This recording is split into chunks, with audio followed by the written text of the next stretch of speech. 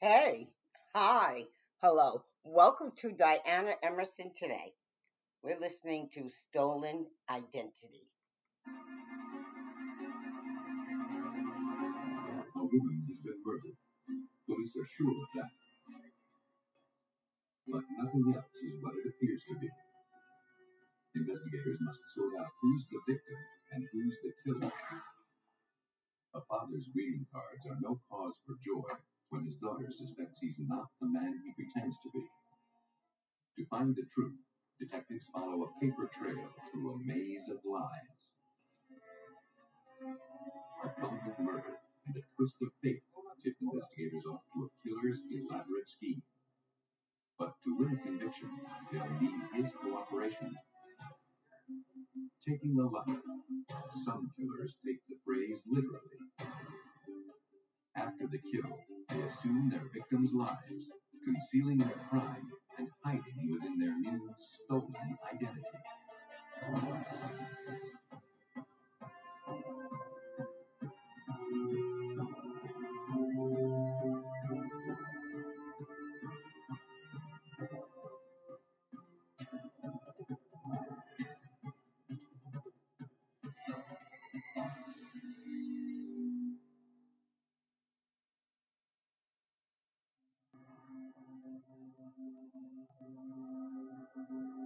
Home to more than 1 million people, Detroit is Michigan's largest and toughest city. And like most metropolitan areas its size, it sees its share of crime. On May 4th, 1994, Betty Cole arrived at the Detroit Police Department to report her 32-year-old sister Annie missing. She said that Annie had left to run a quick errand with her boyfriend, Mo Jones, several hours earlier, but hadn't returned. Jones was allegedly involved in drugs, and Betty was worried that something bad had happened to her sister. But police policy requires at least 24 hours before a missing persons investigation can be opened. Betty would have to wait. Though upset, she returned home, hopeful that her sister would soon turn up. The following morning, an anonymous 911 call brought police to an abandoned warehouse. When they arrived, Betty Cole and members of her family were waiting outside. Betty had also received an anonymous call from a man who claimed that her sister Annie was inside.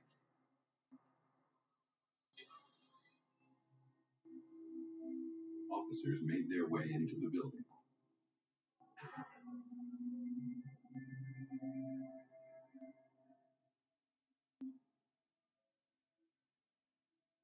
At the end of a corridor, they found the lifeless body of a young woman. She had been shot 3 times in the head. Police returned outside and asked Betty to identify the body.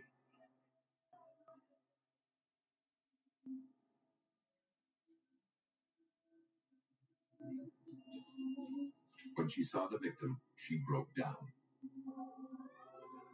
She confirmed that it was her sister, Annie Cole. Forensics technicians began processing the scene. Near the body, they collected 3 spent small caliber shells.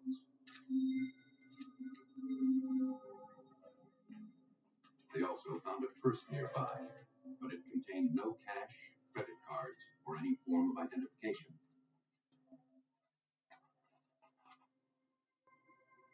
The bullets recovered from the victim were sent to the Detroit Forensic Services Lab.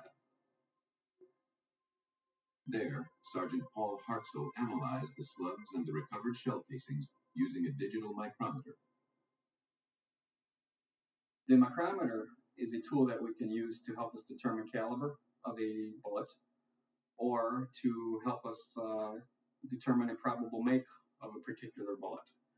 This is done by mounting the bullet either with the base up so we can measure the diameter of the bullet to help us determine caliber, or we can actually measure the lands and grooves on the bullet to help us determine a probable make of a weapon that may have fired that bullet.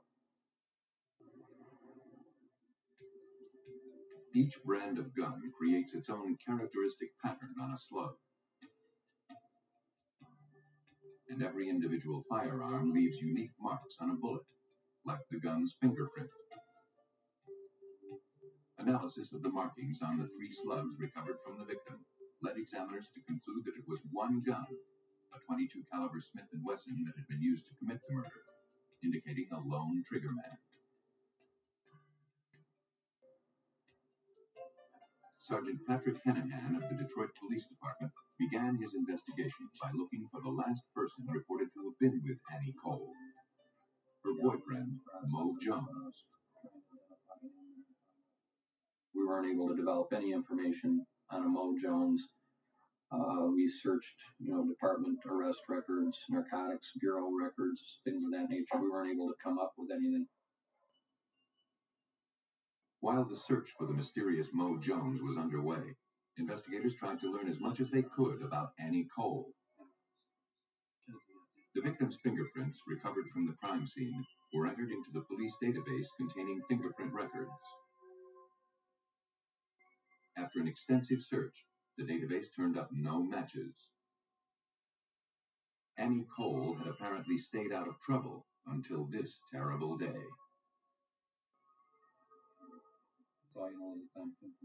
Unable to locate the victim's boyfriend, Detective Hennihan relied on Betty Cole for information. But after a few days, it seemed she had disappeared. I made another attempt after the weekend to contact her, and it was almost as if she had fallen off the face of the earth all of a sudden. Pat, why don't you take a look at this? With no clear leads in sight, he enlisted the aid of homicide detective Monica Childs. Her initial investigation revealed some troubling inconsistencies. Though the victim's prints were not on file with the police department, a records check revealed an extensive felony record under the name of Annie Cole. In fact, a warrant was currently out for her arrest on a probation violation.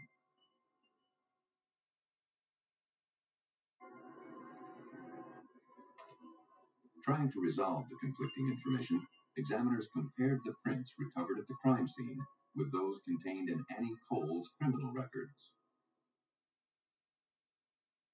They didn't match. Annie Cole and the victim found at the warehouse were not the same person.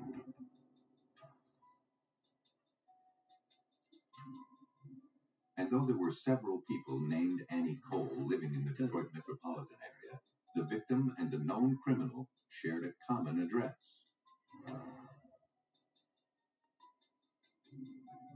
Looking for answers, police went to the funeral home where the victim's body was being kept. There, the director stated that Betty Cole had been in 4 days earlier to request a speedy cremation for her sister. Betty had stressed that there wasn't to be a service. The cremation was scheduled for the following day.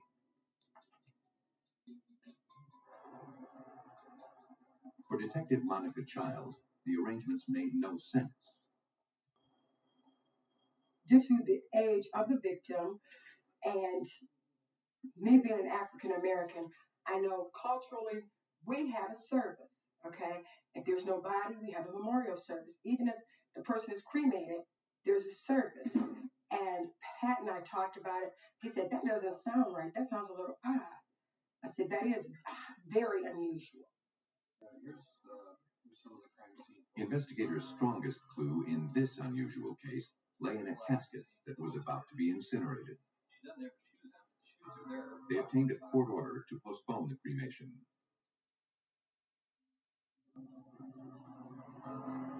To sort things out, police needed to find Betty Cole, the woman who claimed to be the victim's sister. At the address Betty had given as her own, investigators were met by a man named James Shaver. He said he was Annie Cole's brother. He stated it was impossible that Annie had been murdered a week ago. He had just seen her the day before, leaving on a trip to Mississippi.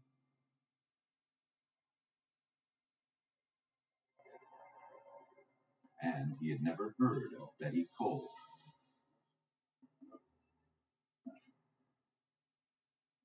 He agreed to accompany police to the funeral home to try to identify the body.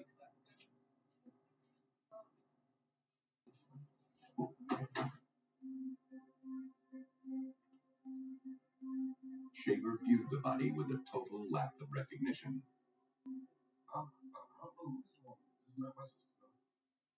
This woman, whoever she was not his sister, Annie. If anyone could identify the nameless victim found in the warehouse, it was the fictitious Betty Cole, who was nowhere to be found. For investigators, it was clear that she was deeply involved in this deadly charade.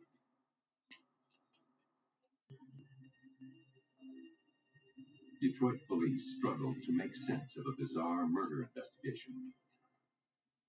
Forensic evidence proved that the young female victim thought to be Annie Cole was misidentified, and the woman who had ID'd her was now missing. Hoping to give a name to the victim found shot to death in the warehouse, police scoured recent missing persons reports. One matched their victim. Quinetta and Roy Spruill had reported their 28-year-old niece Stella missing on May 4th, the day before the body was found. Stella's co-workers had called the Spruills looking for her.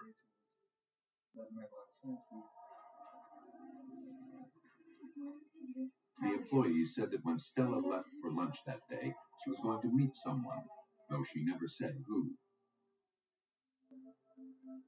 She seemed upbeat. But when Stella failed to return, they began to worry.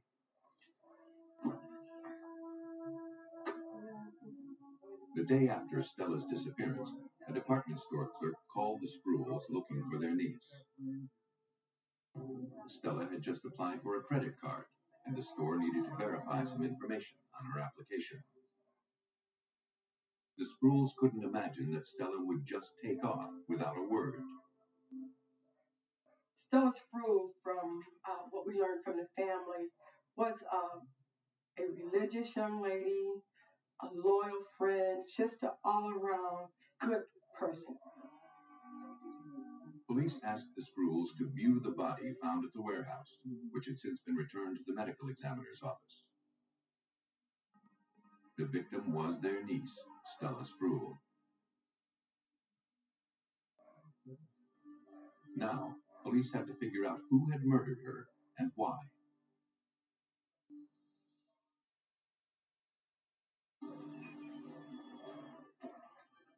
Detectives contacted the department store where Stella had allegedly filled out the credit card application. A surveillance camera had captured the transaction.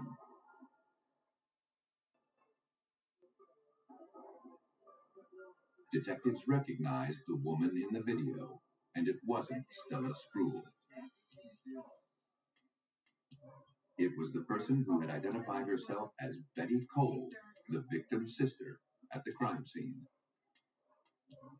Now, she was on tape impersonating Stella. And though investigators were convinced that the woman in the video was the real Annie Cole, they still had to determine how she was connected to Stella Spruill.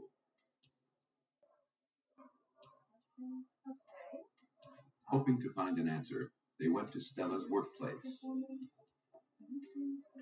Employees there recognized the woman from the tape. Her name, they said, was Annie Cole. She used to work there with Stella, and the two were friends.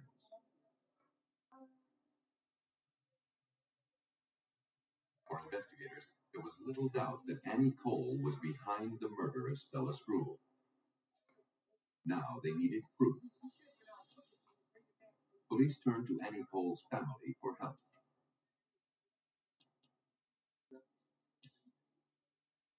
Annie's brother and one of her daughters were brought in for questioning.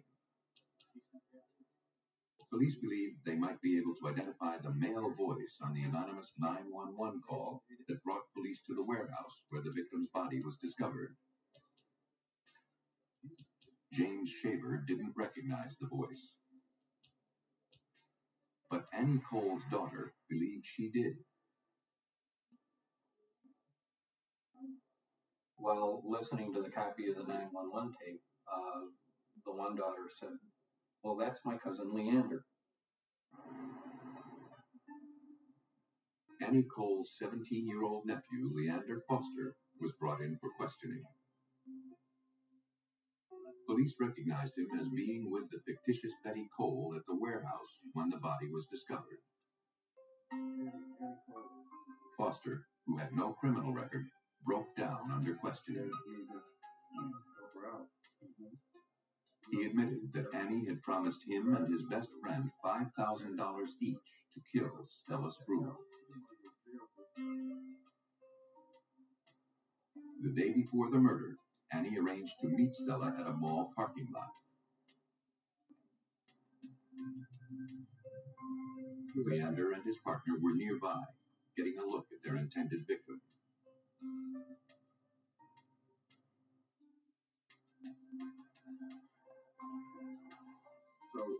She showed us where she hangs out. The next day, when Stella arrived on her lunch hour to meet Annie again, Leander Foster and his friend were waiting.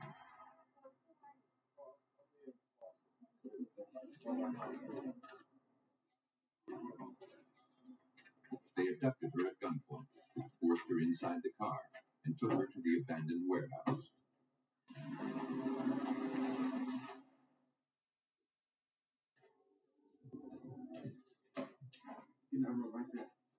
There, Foster said he shot her 3 times with a .22 caliber Smith & Wesson that Annie had given him for the job.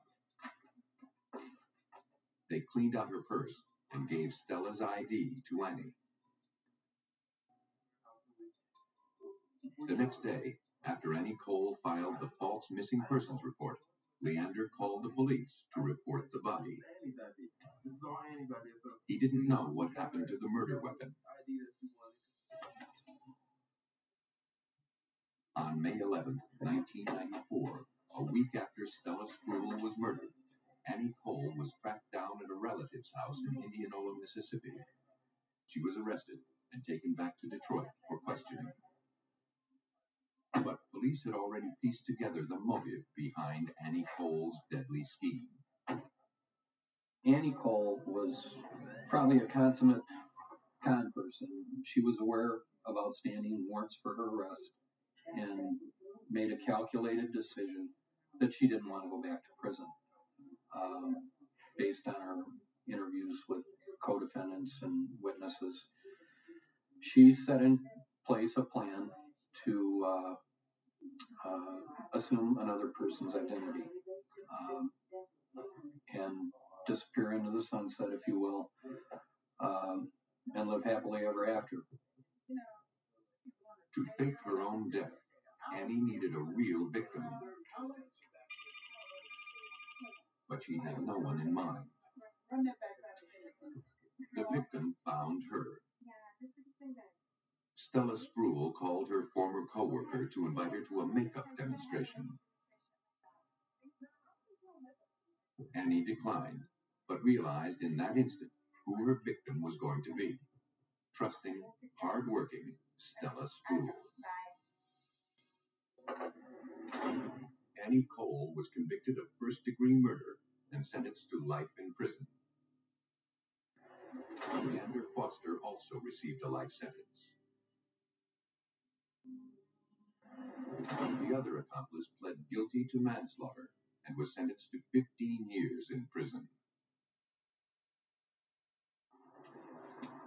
Some people kill to purify their reputations. Others are motivated by pure greed. Bonner County, Idaho lies nestled between Washington State to the west and Montana to the east. But in 1994, It found itself in the middle of a mystery.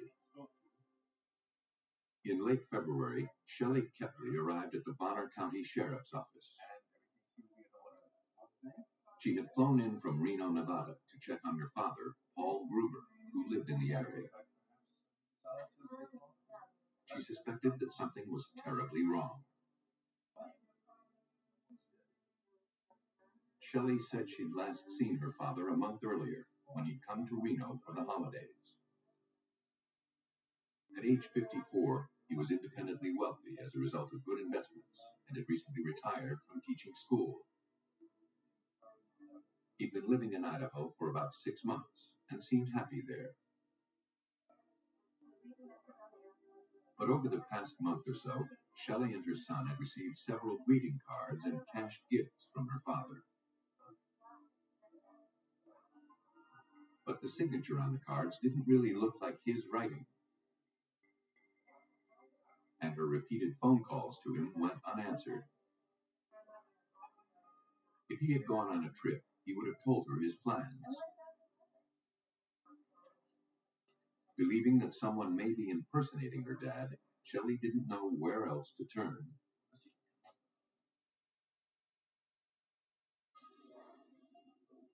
Investigators forwarded the documents to the Idaho Department of Law Enforcement Crime Lab. There, examiners compared Gruber's known writing samples with the signatures on the greeting cards. But there wasn't enough to work with, and examiners could not exclude Paul Gruber as the person who signed the cards.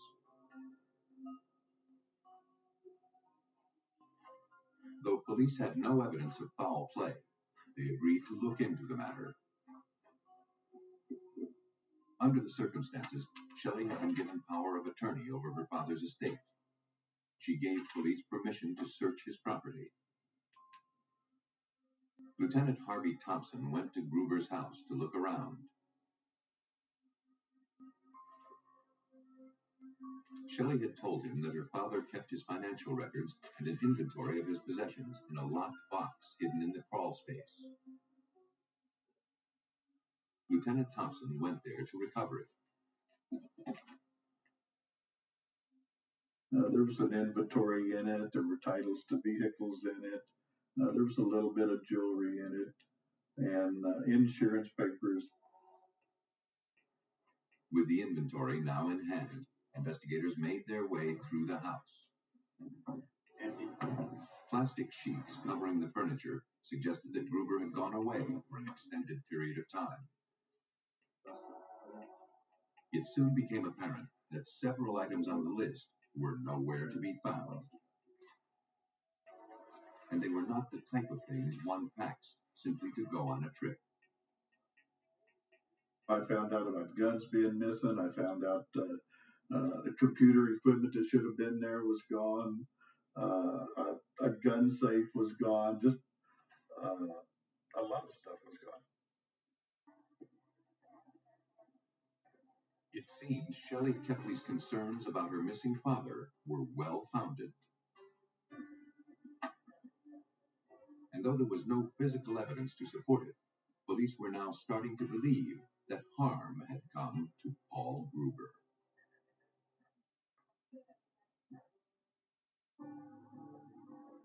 Police in Bonner County, Idaho, continued searching for clues in the mysterious disappearance of 54-year-old Paul Gruber. And though no one had heard from him in some time, his accounts were still active. While scouring financial records obtained from Gruber's bank, Lieutenant Thompson found something suspicious. Paul Gruber had been paying someone else's mortgage. And from what police had learned, that seemed completely out of character. From talking to Shelley Kepley, Mr. Gruber's daughter, Mr. Gruber didn't pay other people's mortgages. He didn't loan other people his vehicles. You know, what's Mr. Gruber's pretty well stays Mr. Gruber's. Darrell Kuehl, the man whose mortgage was being paid for by Gruber, was brought in for questioning. He told police he was a general contractor who had done extensive work at Gruber's house.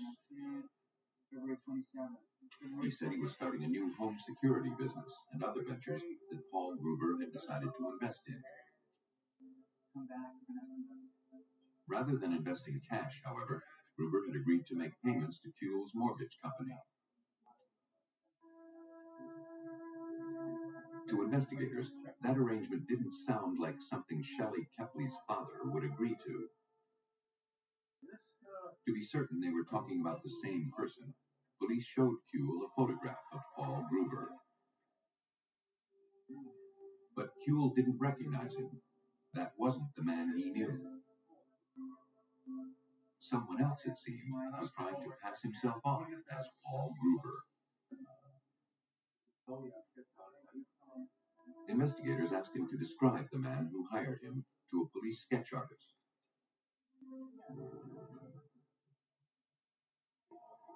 If police were to have any hope of finding the missing Paul Gruber, they would first have to identify the imposter.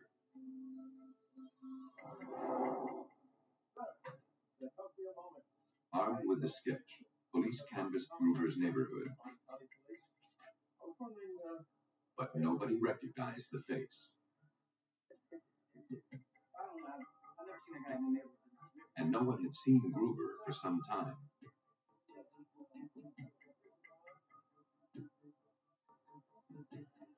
As the race to put a name to the face in the sketch intensified, investigators got a break.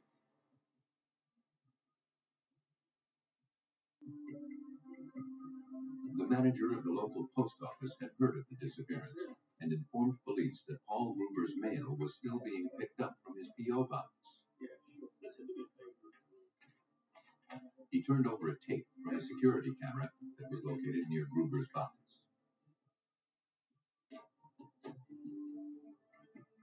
The video revealed 3 men at different times in the vicinity of Gruber's P.O. box. One of them, partially obscured and in profile, looked familiar.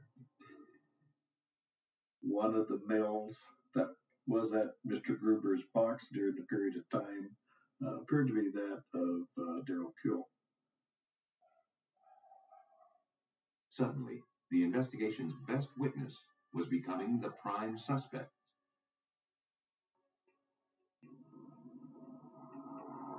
Though the image on the video was not conclusive, it was enough for investigators to obtain a warrant to search Kuehl's property. Inside his home, they found a variety of tools, electronic equipment, and other items that were similar to those missing from Paul Gruber's residence. Darrell Kuehl insisted the things belonged to him. But detectives discovered that some of the items had serial numbers matching the inventory from Gruber's safe. Though police suspected Kuehl had killed Gruber and then assumed his identity in order to cash in on his victim's wealth, they found nothing to support a murder charge. I had enough probable cause to arrest him for maybe theft and possibly forgery, but we didn't have a body. I couldn't prove that anything had actually happened to Mr. Gruber.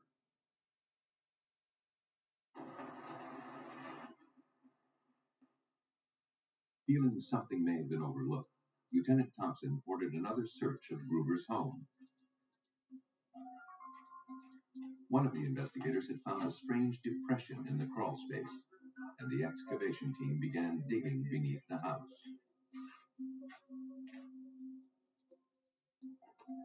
They kept at it for hours, but with no luck.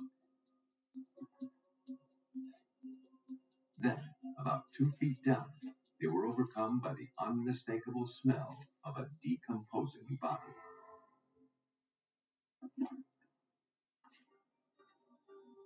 Police in northern Idaho were getting closer to solving the mysterious disappearance of 54-year-old Paul Gruber. Digging in the crawl space of Gruber's home, police believed they had finally found him. We went into the house and about 2.5 feet down found a white plastic trash bag, took it out, and found several pairs of glasses and glass case in it. Also, a distinct odor of a deteriorating body. 17 months after being reported missing by his daughter, Paul Gruber's body was found, wrapped in an air mattress and buried beneath his own house. He had been shot 6 times. Police theorized that Paul Gruber had been killed in order to clear the way for someone to steal his identity and access his wealth. Investigators believed that someone was Darrell Kuehl. Now they had to prove it. And the best way to do that was to physically link him to the scheme to steal Gruber's identity. The greeting cards that Gruber's daughter received, allegedly from her father, were sent to the lab for DNA analysis. Examiners removed the stamps from the envelopes, hoping to find DNA from the person who mailed them. But according to Carla Finnis of the Idaho Department of Law Enforcement Crime Lab, finding usable DNA samples on the back of a stamp was a long shot. When you're talking about a stamp or an envelope, the cellular material comes from cells that have been sloughed off into the saliva from the cheeks and the tongue of the individual who licks the stamp or envelope. One can imagine that that's considerably less DNA than one would find in a normal blood sample. Still, examiners were able to isolate and extract a single minute trace of saliva. The sample was enough for a DNA profile to be developed. Now, they needed a source of comparison.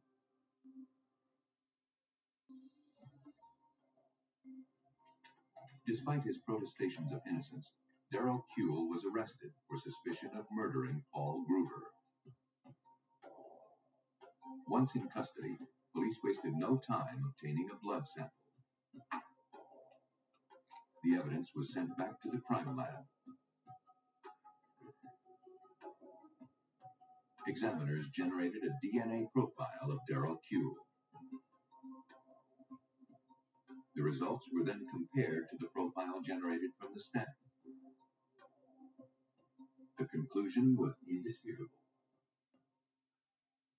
Darrell Kuehl had licked those stamps. Police had made their case. From what investigators could determine, Kuehl had a history of shady business schemes. He saw his employer, the wealthy retired Paul Gruber, as an easy mark. But Gruber must have seen through the scams, refusing to be taken in. Kuehl then came up with another plan to get to his money. He would become Paul Gruber. Darrell Kuehl was found guilty of first-degree murder, grand theft, and forgery. He received 25 years for murder and 25 years for theft. A daughter's diligence made it hard for Kuehl to maintain his charade. But some predators rely on the vulnerability and isolation of their victims to work their schemes. On August 15, 1997, state police were dispatched to the home of 56-year-old Thomas Wayne Jones in Milford, Delaware.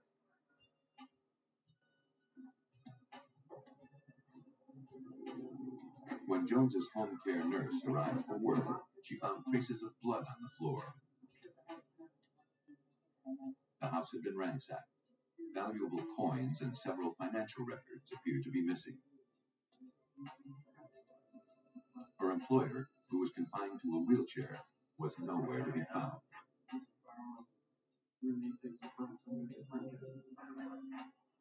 Outside, police combed the grounds for any clues to Jones's whereabouts. One of the officers followed faint tire tracks that disappeared into a field. They led him 500 yards from the house and directly to the body of Thomas Wayne Jones. He had been shot in the back of the neck, but was still alive.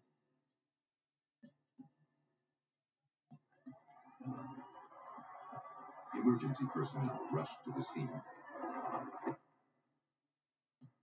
The wealthy entrepreneur was in critical condition, but still conscious.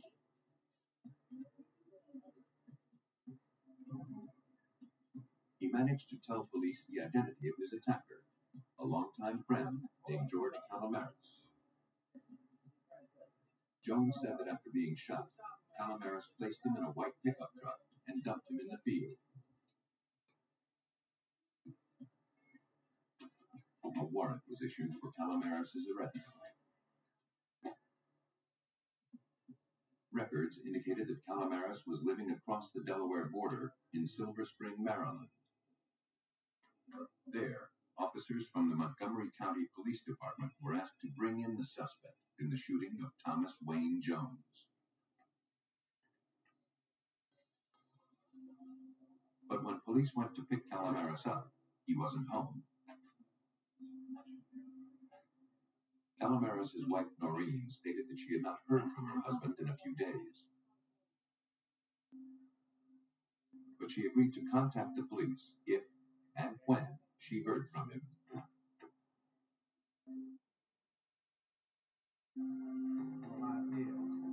Police were skeptical that Calomares' wife would actually turn him in. But a few hours later, Montgomery County Detective Terry Ryan received a call. Mrs. Calomares notified the police once she was contacted by George Calomares.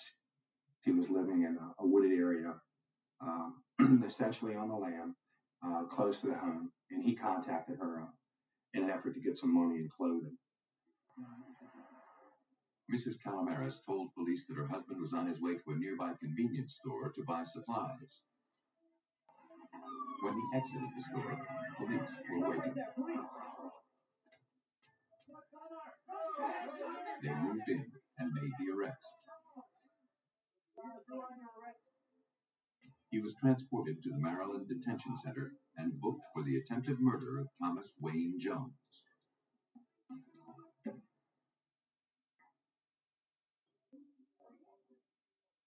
Calomares admitted he was friends with Jones. Having recently returned to the area after living in North Carolina, Calomares had gone to visit Jones that morning. He strongly denied any knowledge of the attack. Though investigators suspected that Calomares was lying, they had no obvious motive and no hard evidence linking him to the crime.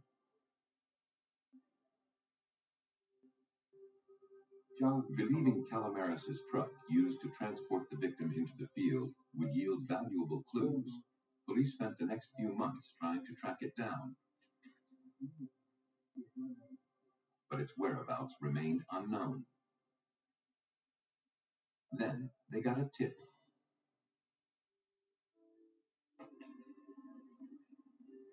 An anonymous caller told police that the pickup truck could be found at a machine shop in nearby Dickerson, Maryland, owned by one of Calomares' friends. But when they arrived, investigators saw no sign of the truck.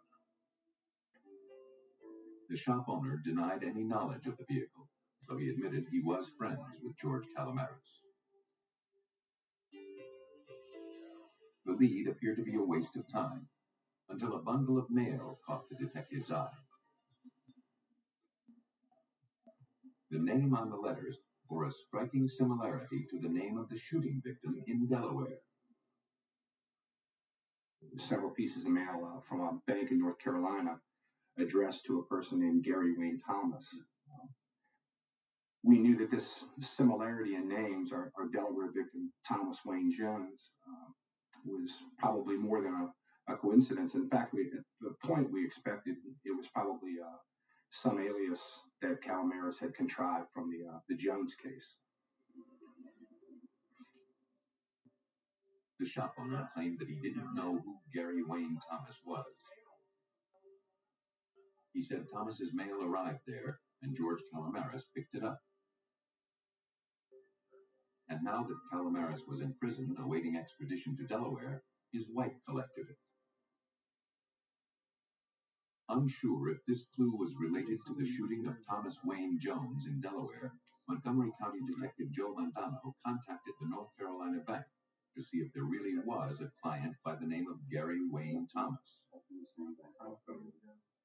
They said, yes, there was. And I said, well, can you describe them to me? And I fully expected them to describe the way George Calamares looks. And they described somebody completely different. And I asked, well, when is the last time you saw Gary Wayne Thomas? And the bank said, well, come to think of it, probably 1996, the middle of 96. And this was over a year later. According to bank records, Gary Wayne Thomas was worth millions. And no one had seen him in over a year. As police struggled to figure out the connection, word came in that Thomas Wayne Jones died as a result of his injuries from the shooting attack. Now, police shifted their focus to building a murder case against their suspect, George Calamares.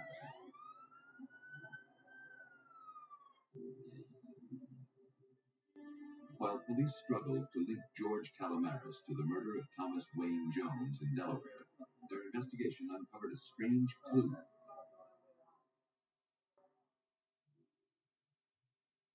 Calamares was receiving mail from a bank in North Carolina for a man named Gary Wayne Thomas. Unsure who this person was or how he was connected to George Calamares, authorities contacted police in North Carolina. Detective Ricky Best of the Greenville Police Department was asked to pursue the lead. They were asking me to check at a certain location here in Greenville to try to locate Gary Wayne Thomas. That they were investigating a murder case themselves, and they wanted to find out if Gary Wayne Thomas existed. Detective Best began by speaking to the manager of the bank where the letters to Gary Wayne Thomas originated. She confirmed that Thomas was indeed a real person, and he was living off the interest of a trust fund worth more than $1 million. His account was still active, and money was being withdrawn regularly. But over the past year, he communicated solely through letters and rare phone calls. Looking for answers, Greenville police contacted Thomas's family. His father confirmed that he had set up the trust fund for his son. He said Gary was a troubled young man who battled drug and alcohol dependency. Worried about his son's well-being, he instructed the family attorney to draw up the trust. He hoped the fund would limit the amount of money Gary could access to purchase drugs and alcohol. But the arrangement had caused friction, and Mr. Thomas had little contact with Gary after that. In fact, he hadn't heard from his son in over a year. The information put investigators no closer to establishing the connection between Gary Wayne Thomas and George Calamares. They needed to find Thomas.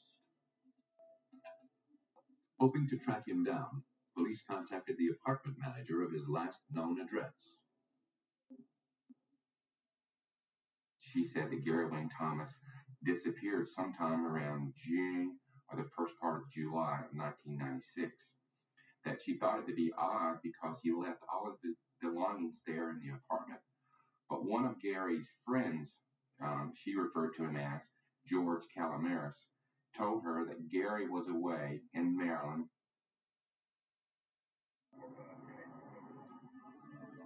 Police had established that George Calamares and Gary Wayne Thomas had lived in the same apartment complex in North Carolina and were friends. Now, the wealthy Gary Wayne Thomas was missing. The information was passed on to the Maryland detectives. Police now feared that Gary Wayne Thomas had met the same fate as Thomas Wayne Jones in Delaware, that he had been murdered in an attempt to get at his money. But they had no proof that anything had actually happened to Gary Wayne Thomas.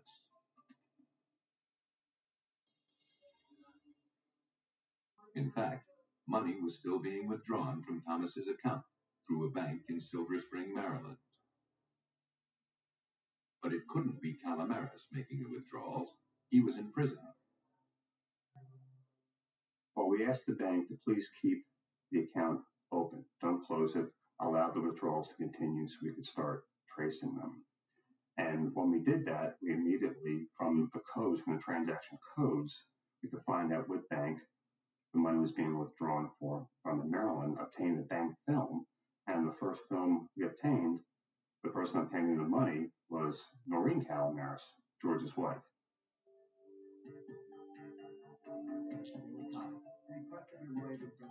Noreen Calomares, who had been cooperative since early in the investigation, was arrested for bank fraud and money laundering.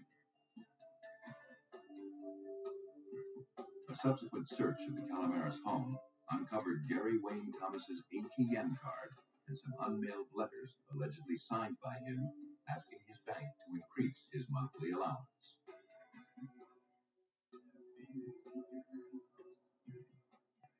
Noreen told police that after her husband was arrested, their friend at the machine shop started bringing over Thomas's mail. It included bank statements, the ATM card, and blank checks. She said that her husband told her that Thomas had given them permission to use the items. Noreen hadn't seen or heard from Thomas since she left North Carolina with George Calomares several months earlier. The information prompted investigators to search Calomares' jail cell.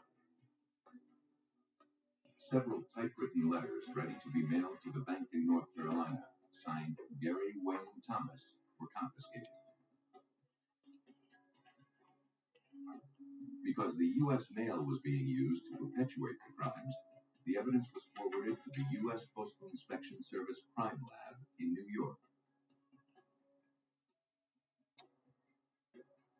There, Forensic Sciences manager John Schatz compared handwriting from the documents found in Calomares' house and jail cell against known samples of Gary Wayne Thomas. We know that we never write exactly the same way. If we have writings that is exactly the same, it's usually an indication that it is a trace forgery or another type of photocopy that has been reproduced and the document has been altered. But in many cases, what we do is we compare the idiosyncratic movement, we make a comparison of the similar motions and dissimilar motions, and then we become a determination if they're written by the same author. Besides the shape and slant of the letters, analysts also look for the pressure on the page and places where a forger paused to consciously form his letters a certain way. These pen lifts can be a tip-off to a forgery. When we made those comparisons, we were able to determine that Mr. Calomares was the author of the Gary Thomas signatures on the typewritten letters. Unable to dodge the evidence, Calomares knew his run was over. To avoid the death penalty, he confessed to his crimes. He told investigators that he had been friends with Gary Wayne Thomas, but soon became jealous of his wealth. He plotted to kill him and take over his life, or at least his trust fund.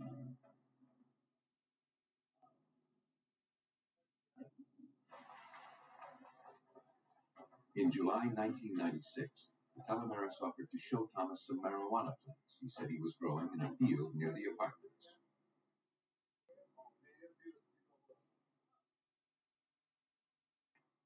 But when they drove out there, Calomares shot Thomas dead. left him in the woods, then later returned to scatter the remains so they would never be found.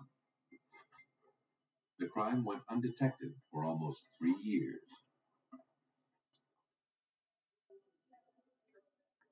Financially, it had worked out well for Calomares, but it wasn't enough.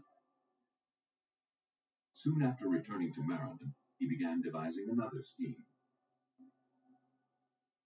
He would kill his friend, Thomas Wayne Jones, assume his identity, and cash in on his victim's wealth. The plan backfired, however, when Jones lived long enough to identify his attacker. For his crimes, George Calomares received 395 years for the federal crime of bank fraud, life in prison for the murder of Thomas Wayne Jones, and 45 years for the murder of Gary Wayne Thomas. Noreen Calomares received 6 months of house arrest for money laundering and mail fraud. For some murderers, taking a life is not enough. They want to become their victims. The result is an ongoing deception that's difficult to maintain.